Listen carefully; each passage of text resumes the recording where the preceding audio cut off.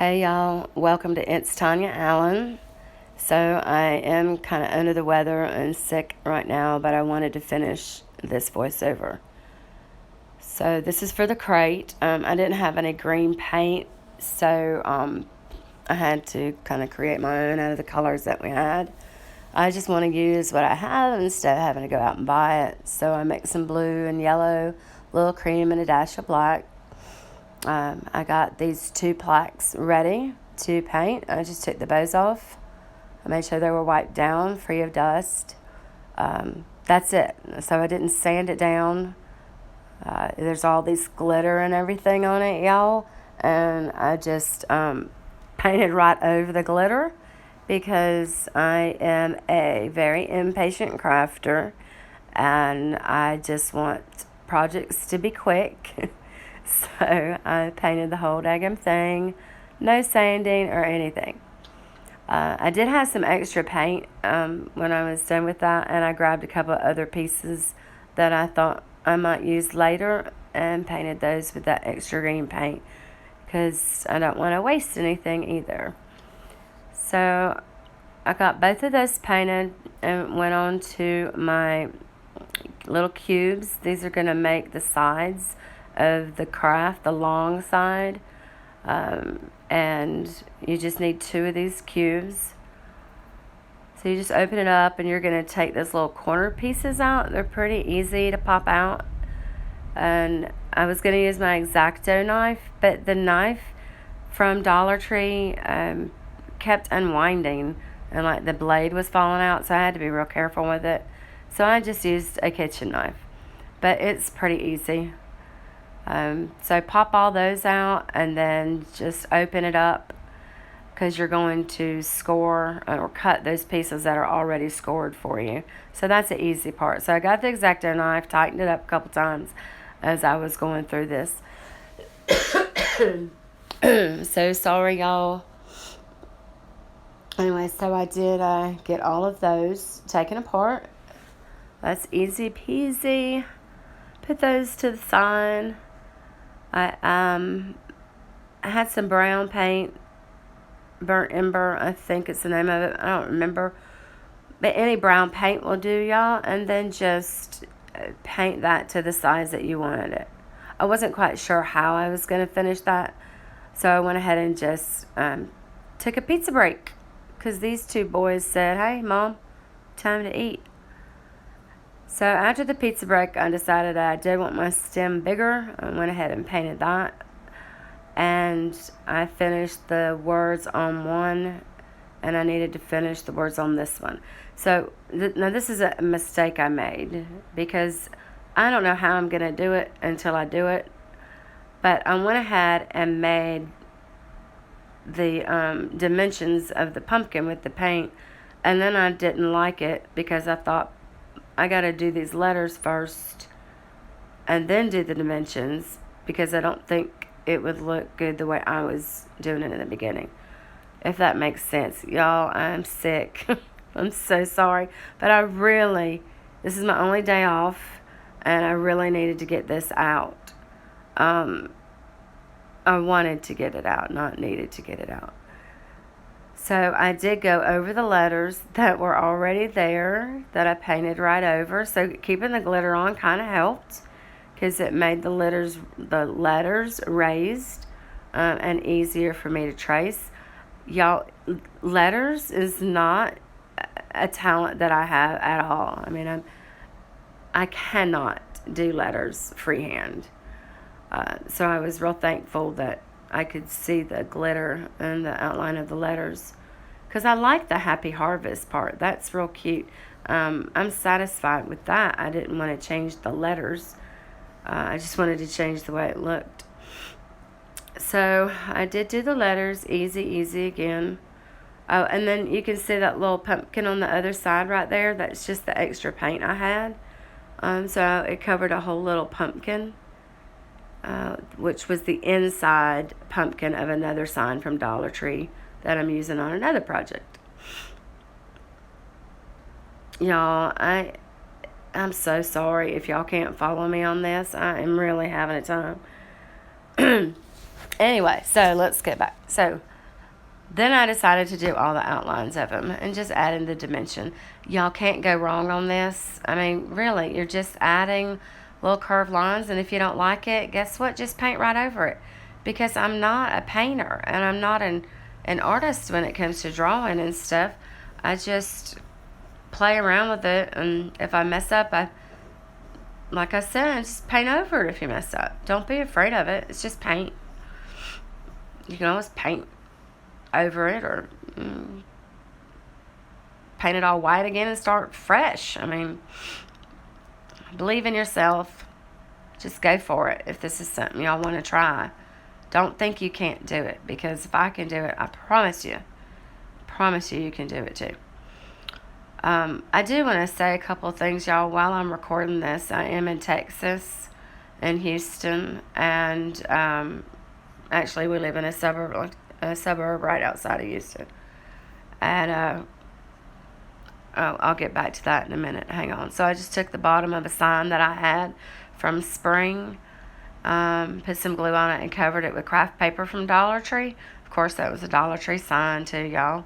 I actually covered it twice because I didn't like the way that the circles on the glitter showed with the glue. So I covered it twice, and it's going to be the bottom anyway.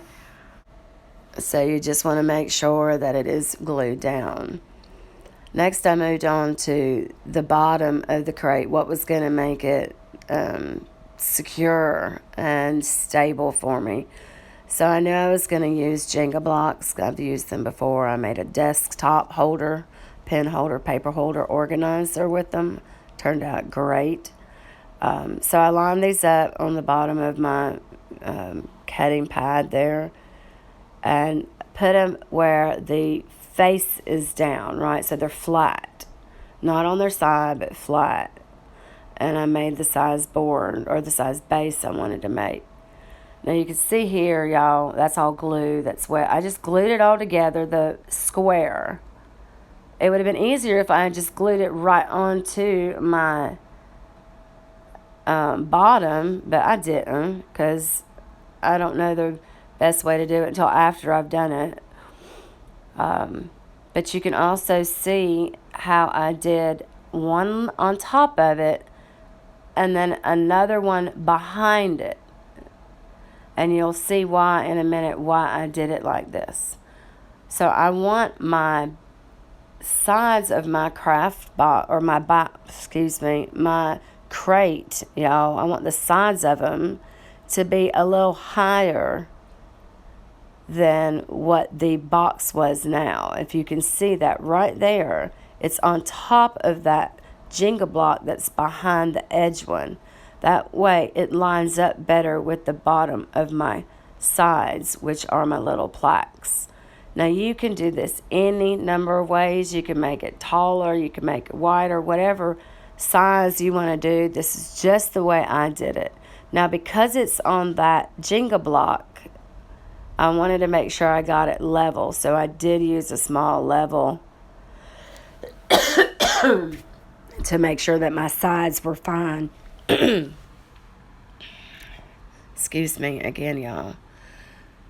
So what I did for the sides of the crate when you're putting up the pieces you've cut is I put the bottom piece where I wanted it and the top piece where I wanted it, making it easier to put the middle one right where I want. Now, you can paint the inside of this crate, y'all. You can put I put a scarf in the inside. You can put burlap to cover it. However fancy you want to do the inside of it, I did not care, because I knew I was always going to have something on the inside to cover up the unpainted version or in the inside of the box, or the crate, excuse me. All right, y'all, so I know I keep apologizing. I'm not going to apologize anymore. I'm sick. It just is the way it is. I still had to get this thing done. So there it is in all its glory, the wonderful crate. Now, I did decide that I wanted the base of my crate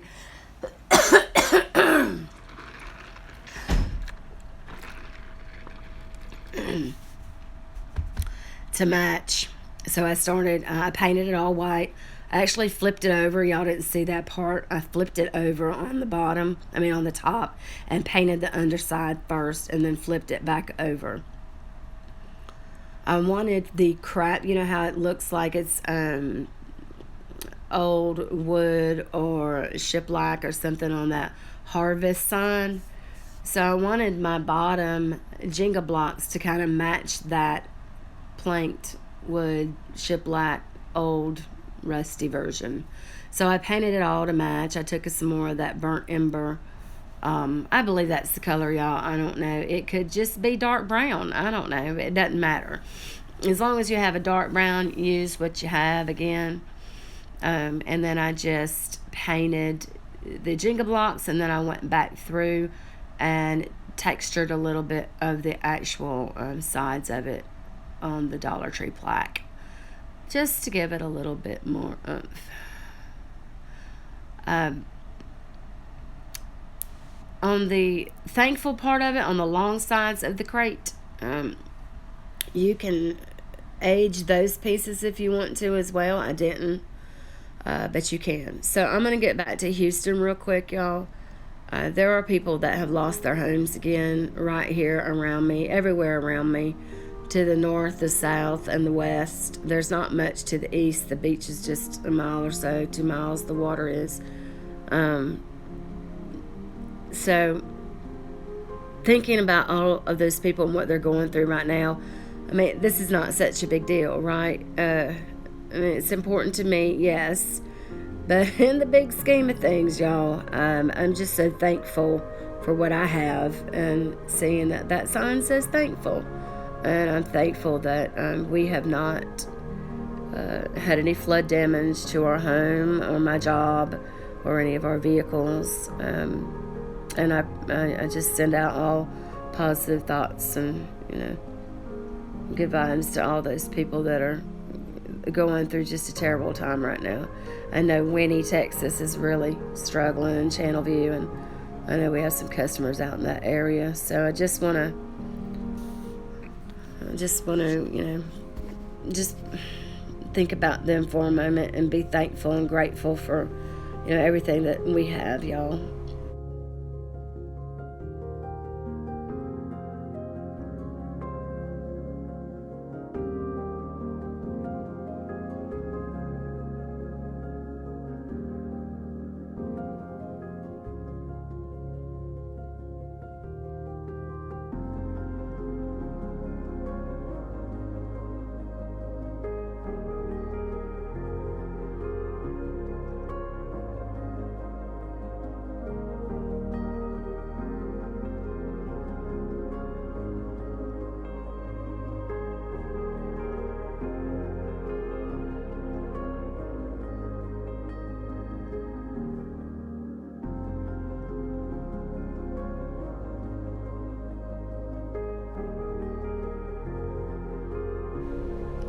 Please like and subscribe if you'd like to see any future tutorials. And thanks again for watching. Say a prayer for Houston.